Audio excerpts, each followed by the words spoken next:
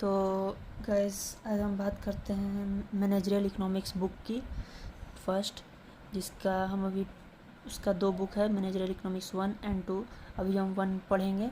इसमें हम अभी पहले इसका हम बहुत सारा टॉपिक है, सेक्शन वाइज पढ़ेंगे। इससे पहले हम मैनेजरियल इकोनॉमिक्स के बारे में कुछ समझ लेते हैं, क्या होता है, कैसे होता है।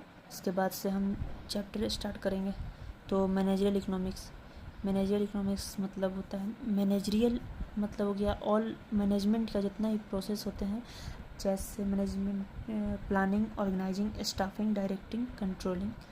ये 5 प्रोसेस का यूज और इकोनॉमिक थ्योरी होते हैं, जो डिमांड सप्लाई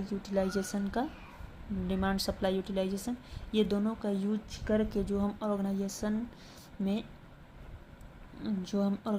में यूज करते हैं, इन दोनों का यूज जिस तरीक़ा से अपना बेस्ट देने का ऑर्गेनाइजेशन को, उसी को मैनेजरियल इकोनॉमिक्स को कहते हैं। ये बेस्ड होते हैं इकोनॉमिक एनालाइज, इस पे एनालाइज करते हैं ये सारे जो हैं, सब पे आइडेंटिफाई प्रॉब्लम को आइडेंटिफाई करने में, इंफॉर्मेशन ऑर्गेनाइज करते हैं कलेक्ट करके, एंड इवेल्युएटिंग अल्टरनेटिव्स इवेल्युएट करते हैं।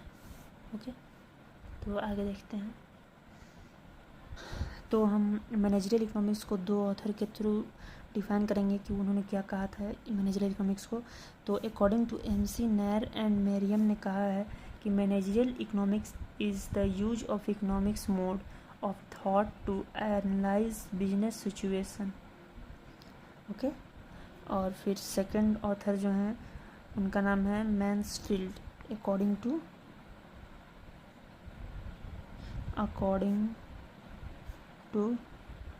मैन्सफील्ड। ओके, इन्होंने क्या कहा है, इन्होंने कहा देखते हैं। तो इन्होंने कहा managerial economics is concern with application of economic concept and economic analysis to the problem of formulating rational managerial decision. Okay, इन्होंने ये कहा है।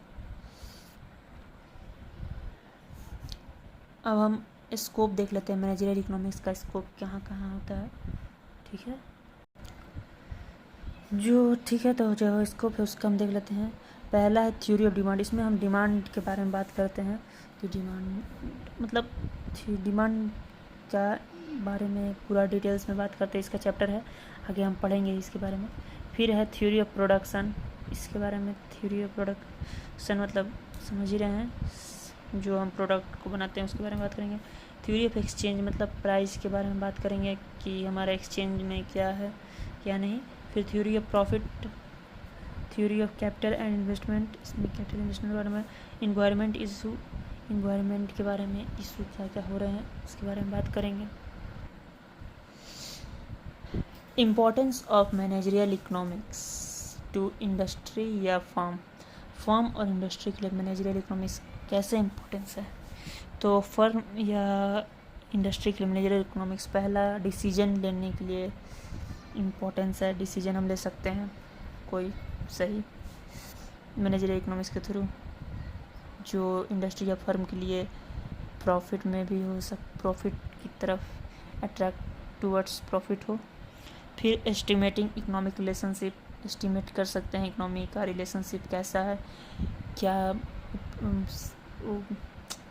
डिमांड है, क्या मतलब उतार चढ़ाव